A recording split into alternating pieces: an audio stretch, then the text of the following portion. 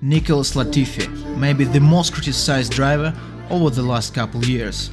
Lots of fans and experts predicted him leaving F1. And what do we have now when it finally happened? A gaping emptiness. But was he actually as bad as commonly believed? In the current Formula 1 age, it is impossible to get an F1 seat from the street. You have at least maintained a certain threshold in terms of speed. So how did he make it?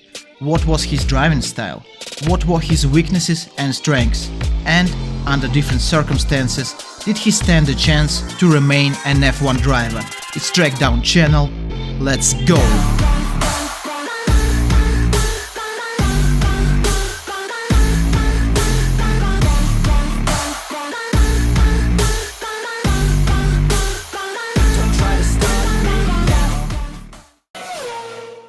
Nicolas Latifi made his F1 debut in 2020, the remarkable lockdown COVID year. And if you look at the results of the season, they are quite miserable. 15-0 in qualification. Only 2 finishes ahead and quite a small amount of laps ahead of a teammate. Moreover, the gap in qualification is just awful. Gap at around 1 second in the first half of the year is just ridiculously huge in terms of F1. But we still see a small trend for improvement. The gap narrowed to at around half a second maybe towards the end of the year, but still the gap is huge. But what those graphs do not show is a race pace. And in terms of race pace, Latifi was damn good from the get-go. Austrian GP 2020, the first stint in Nicolas' career, and what we see already, he is quite close to George. Insignificant gap, maybe 1 or 2/10 of a second in the beginning, then the gap widens a bit. But still you need to remember that this is the first race stint in Nicolas' career. And on the second stint the situation is even better. Yes, Nicolas is a bit slower from time to time, but overall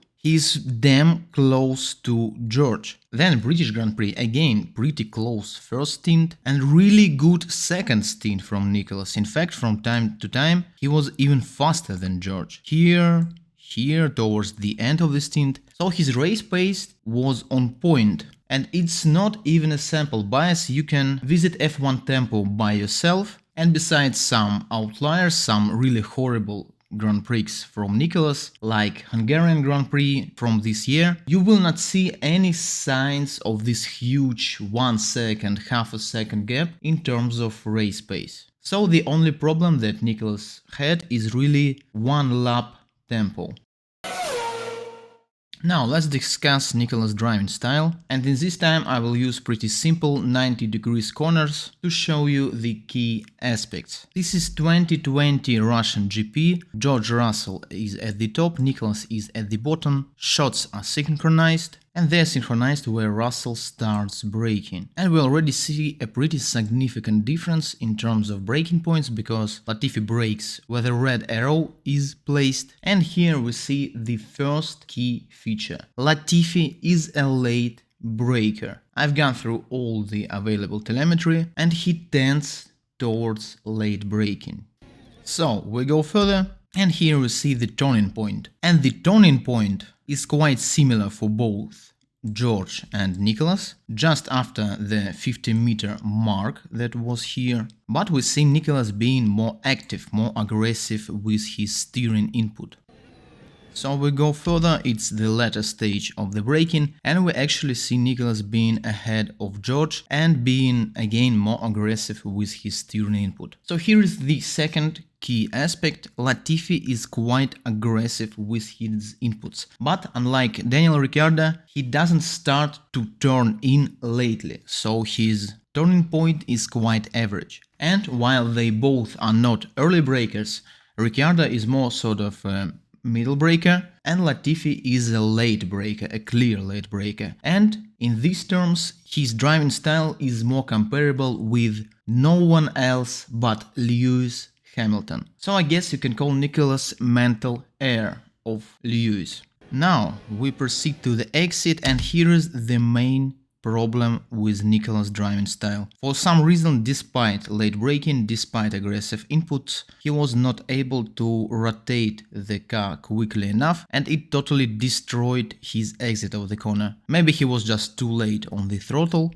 but we can clearly see George is already straightening the wheel while Nicolas is still holding on the wheel. And moreover, George's car is already well rotated, it looks straight towards the exit, while Nicolas' car is still not rotated enough and it just looks more towards the outside. So due to it, I identified the main problem of 2020 Nicolas is the second part of the turn, getting on the throttle and this final part of rotation. Maybe Nicolas just didn't trust his car, didn't trust it to finish the rotation, so he was just holding on his wheel and destroyed all his potential gains.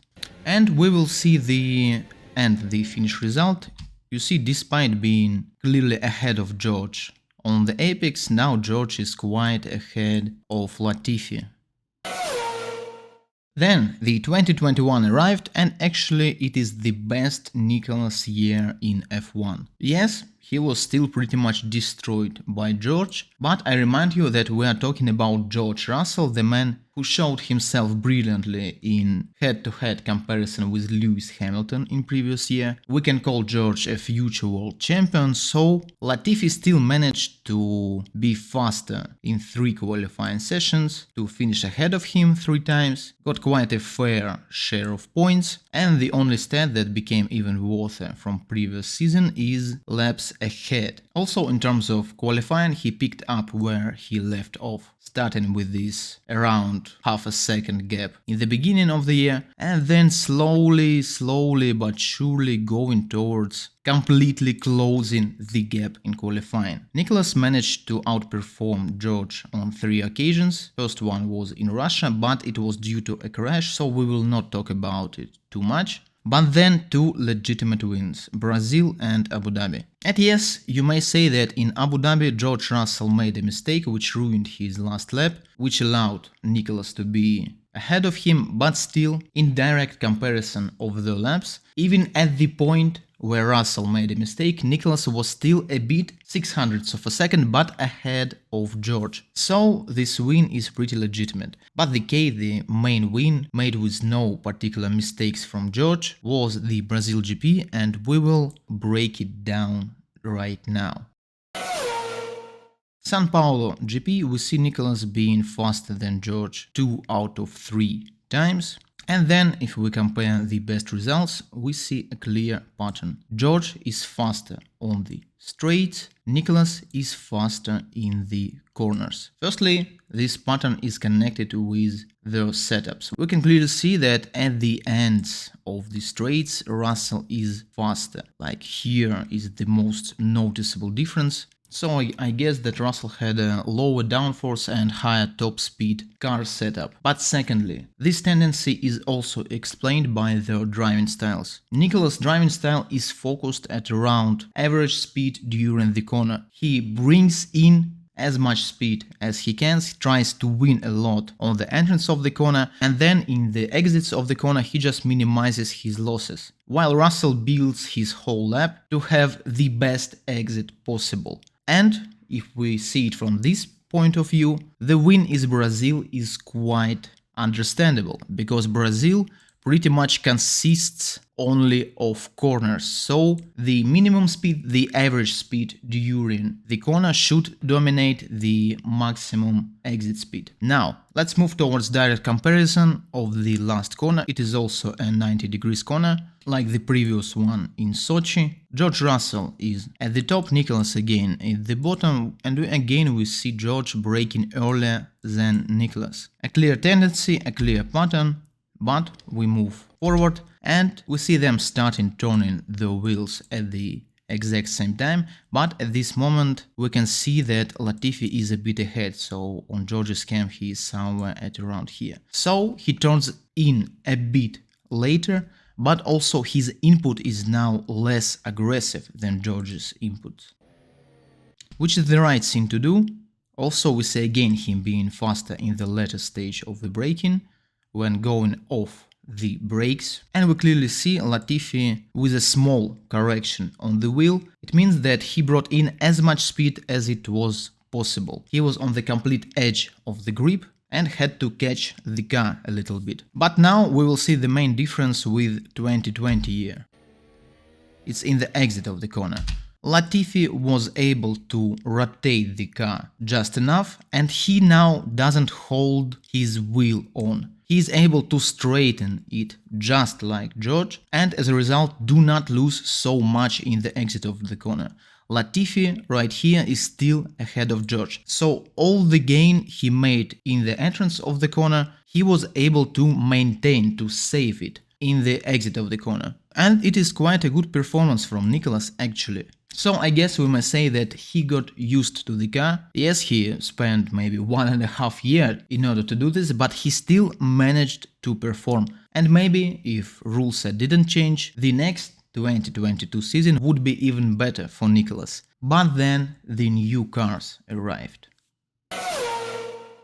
New cars arrived and completely destroyed at least Nicolas' confidence in his car, in himself. Let's take for example the Australian Grand Prix 2022. First attempt more than a second gap from Albon, and second attempt is just a complete disaster, more than 3 seconds. So let's compare at least these two laps. And we see Nicolas being all over the place. First turn, yeah, he tries to brake later, like he always does. But then here, he lifts off the throttle, where it's completely not needed. Then you see him even starting to brake earlier from times to times. But of course the main thing is this ridiculous gap in terms of average speed, in terms of minimal speed during the corner. Nearly 20 kph.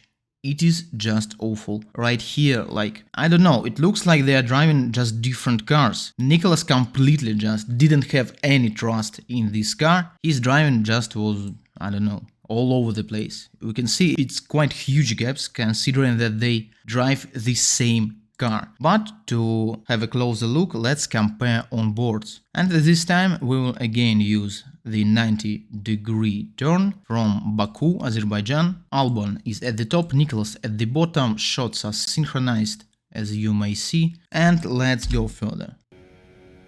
And what we see, just as I told you, for some reason Nicolas Latifi, being a clear late braker, starts braking earlier and way earlier than Albon for, I guess, for no reason, basically. Now we go further, we see them both having to correct their line a little bit in order just to not to find themselves in the wall. But they move further and we see Nicolas still being aggressive with his inputs, but it will not work now. If you brake so early, you cannot be so aggressive with your steering input. It just will not work. The car will not do what you are demanding from it. And we will see result, Nicolas just oversteering. Practically oversteering into the wall right here, and he even had to press the brakes. But I'm not sure that he really should press the brakes here, because we see Albon being located even a bit towards the right, but still not pressing the brakes. So maybe Nicolas was just too scared to be in the wall. But it's still a sign of not having any trust in his car, basically. Not having the groove going.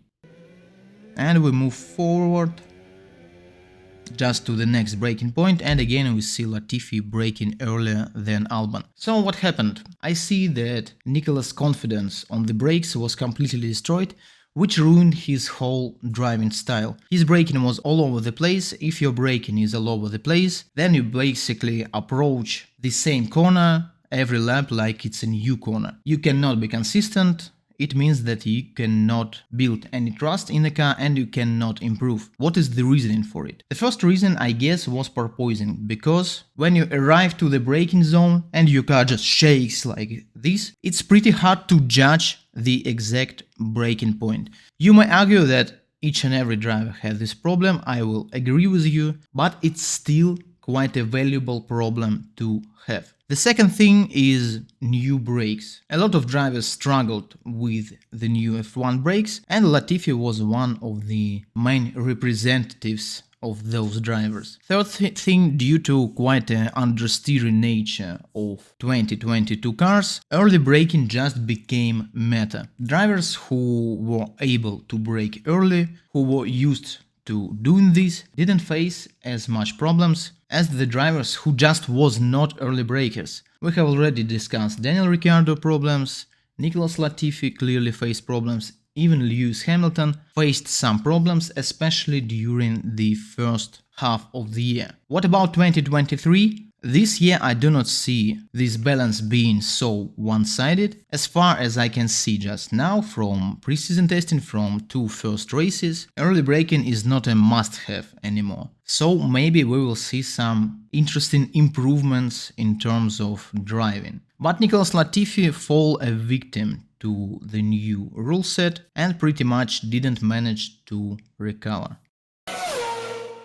Now, moving towards the bright side, and Latifi driving style is not without some strong sides. And the main strong side is wet driving. During those 3 years that he spent in F1, he managed to have some decent wet performances under his belt. Sochi 2021 qualifying, Suzuka 2022, the move to intermediates that brought him into the points, the legendary first place in FP3 in Hungary 2022 on the drying track, and of course Q3 appearance in Silverstone also in 2022. And let's break down this lap in direct comparison with Valtteri Bottas. At the top, Nicolas at the bottom. Alfa Romeo was clearly faster than Williams during this GP, but Nicolas still managed to outperform Valtteri, and Valtteri was the closest man to him. So I guess it is the best comparison. So let's move towards the start-finish line, and here we will clearly see that Latifi had quite a bad exit from the last corner, a huge difference in terms of speed. On the start-finish line, you see shots are synchronized, and let's move further. Now they approach the Abbey. Usually in the dry conditions it's clearly not a corner, because they go just flat out here, but in wet conditions it is an actual turn. We see Bottas using his brakes, and Latifi does not use his brakes. He's able to bring in a lot more speed, I mean 20 kph more, and all time lost in the beginning of the lap is gained back already. Good stuff from Nicolas. He is able to maintain this high speed during the corner, and now they approach the first heavy braking zone, and we see them both pressing the brakes at the same time, but Latifi is a bit ahead, so again he brakes later than his opponent. They move forward, pretty dry lines down here, but Nicolas is way more aggressive with his steering wheel, which is the thing you pretty much want to do when it is raining. Let me draw you some picture here. So this is the corner. With the red line I will show you just the regular racing line somewhere around here. But during the rain you want your trajectories to be more straightened. Then you want your car to be rotated pretty fast and then again have a straightened trajectory. This is the key to wet driving, and Latifi's driving style is actually pretty much suited for it. With his aggressive input, he can rotate the car quickly and can straighten his trajectories. And here is what he basically tries to do, and it will have some gains. Now here Latifi follows the second key principle of wet driving. His main side, his right side, which is loaded with the mass, stays away from the rubber. Yes, rubber is somewhere at around here. We see Bottas completely just driving on the rubber, driving on the dry line, but Nicolas' right side is off the rubber, and in those wet conditions the rubber becomes actually slower than those places of the track where there is no rubber. So Nicolas is doing his thing, he will have a better exit despite now being slower here. Is Nicolas sacrificing his average speed during the corner in order to have a better exit? And in the wet conditions it's actually what you want to do. And you see him moving forward, already having a better exit than Valtteri, and he will do some gains. Already he is 1/10 ahead, so we will drag Bottas a little bit further in order for shots to be synchronized, and let's move on. Now they enter the Brooklands corner, and again we see Valtteri Bottas braking earlier than Nicolas Latifi. Now here they move towards the Brooklands, pretty dry line here, but here in Laffield will be the main difference. Let me draw you some picture again. You see, the thing is, Laffield is quite a long corner. Something like this, yes? Really long corner. And when you are driving in dry conditions, you have pretty much two trajectories here. First one is a bit more classical, with just one central apex, something like this. And the second trajectory is more sort of a V-shape. You are more aggressive in the entrance, you clip the apex, then you move towards the outside, proceeding the main rotation at around here, and then having a second apex towards the ending face of the corner. So, those are two trajectories, and in dry conditions they are sort of on pair with each other, and just a matter of preference. But in the wet conditions, this green V-shaped trajectory becomes dominant, and we clearly see Latifi being on this exact blue trajectory, while Bottas is on this regular red trajectory. And it's also a sign of Latifi really knowing what he does in those wet conditions. So we move further. We see Latifi having quite a late second apex, and now he is again on this drawn green trajectory. Now he is more towards the inside of the corner, Valtteri is towards the outside, Nicolas already has a faster speed, and his exit is more straightened now, so he will gain even more. So we move further,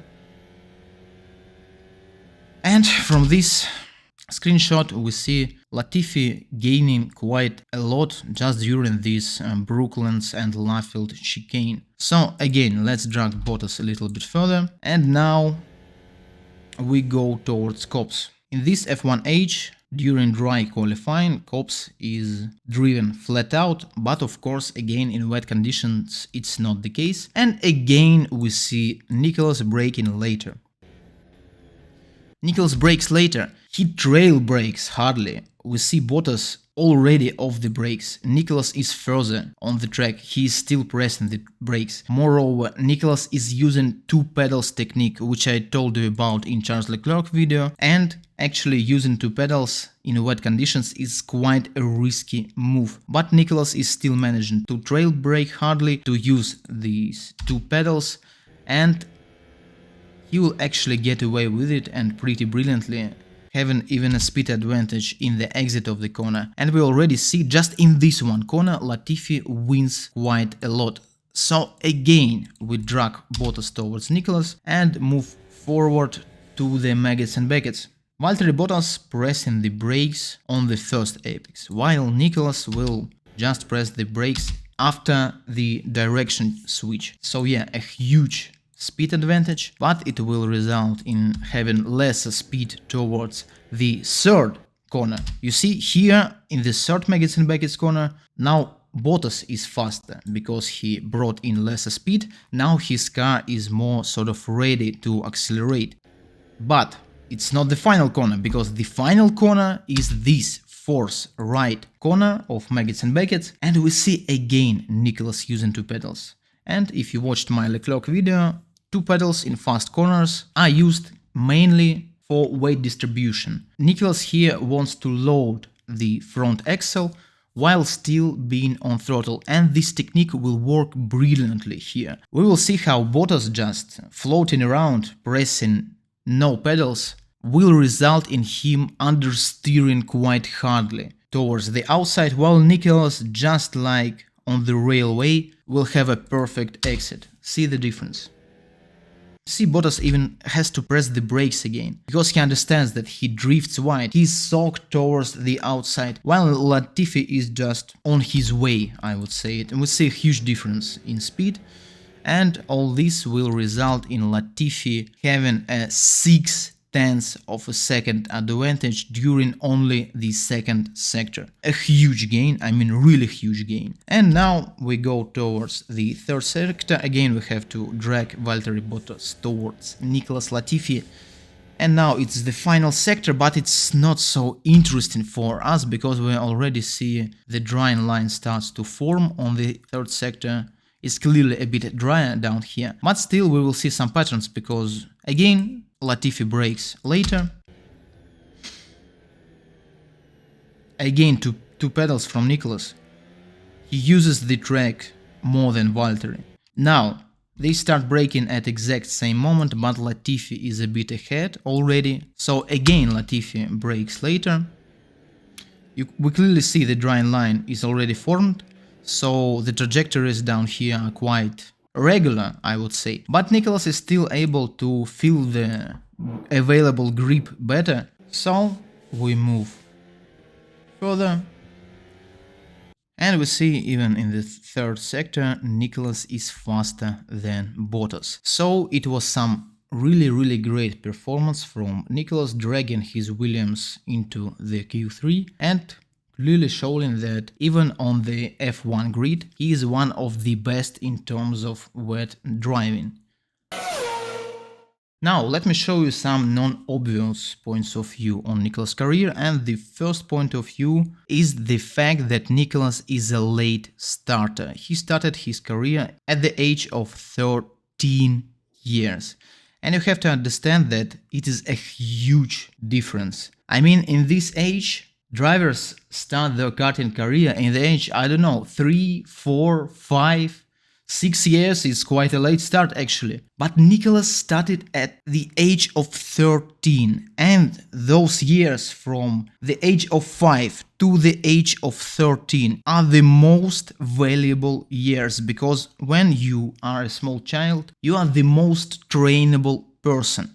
You can ask every teacher, every, I don't know, sporting coach, he will tell you that kids, they catch everything on the fly. And it is the exact age when you learn all the basics about braking, about lines, even about wet driving. All this huge massive of data is just loaded into your brain, and at this age of 5, 6, 7, 8 years old, it just smoothly enters your mind. And already, if we compare it to the age of 13, your mind is already a bit more constrained, you know. It's not so easy for you to learn new things. So Latifi was in a huge disadvantage in comparison with all his competitors. And the fact that he still managed to make it to the F1, even in spite of the fact that he has pretty much unlimited financial resources, I don't know, all the luck in the world, it's still a remarkable achievement. He was in a huge disadvantage in terms of pure age. Well, and the second point of view is quite honest and brutal. In any form of 1v1 contest, Latifi will just smoke 99.9% of people that criticizes him. It is an honest truth. Yes, maybe Latifi is not in the top 20 drivers of the world, but he's definitely in, I don't know, in top 100 drivers of the world. He is in this top 0.0001% of all racing drivers, because he was just simply able to make it to the F1. So if you sit on your couch and talking, oh, Latifi this, Latifi that, I don't know, skill gap, blah blah blah, he will smoke you. Even if you will drive your favorite, I don't know, Need for Speed game with him, he will still smoke you in any form of motorsport contest. It is just a simple truth, so I don't know, live with it. And now we move towards the conclusions.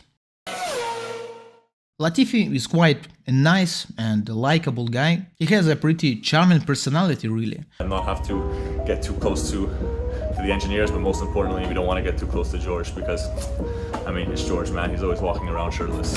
And in terms of driving style, he clearly has his remarkable sides. He has lots of similarities with Lewis Hamilton. He is a late breaker, he is good in wet conditions, and he obviously had quite problems with adapting to F1 cars. It just simply took him too long to adapt. But it's quite explainable if we consider the fact that he is a late starter and all the circumstances. For example, if not the rule change in 2022, I bet that Latifi will still hold his seat in F1 car. So this is it, guys. Thank you very much for your view. Please leave a like, leave a dislike if you didn't like the video, or if you were triggered by the fact that Latifi will smoke you in any form of 1v1 contest. Please leave a comment down below if you have something to add, maybe some questions, maybe you disagree with something. And the important thing, from now on all my video releases will have a premiere format, so you have to ring this notification bell and watch my videos in those premiere form. There is a live chat down here, so we can share our live reaction to the video, and from now on every further video will be released on Wednesdays. So quite a simple schedule, one long video every week on Wednesday. An evening for Europe, a morning or an afternoon for America, and I guess the late night for Australia if you are watching me from Australia. So this is it. Again, thank you very much. Set and go.